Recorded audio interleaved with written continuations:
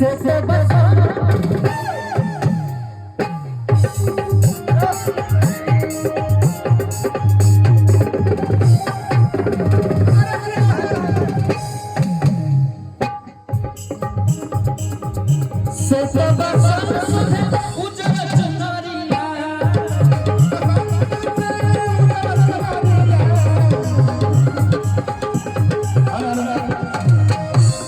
जल्दी से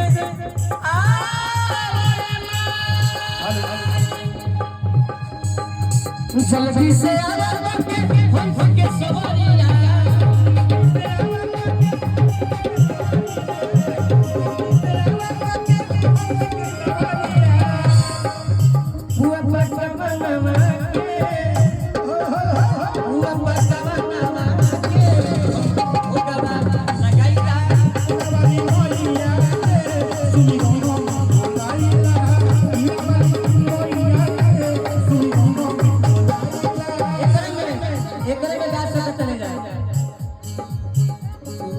पूजा की थाली जो तुम की जगह तेरी आरती उतारो भोले माँ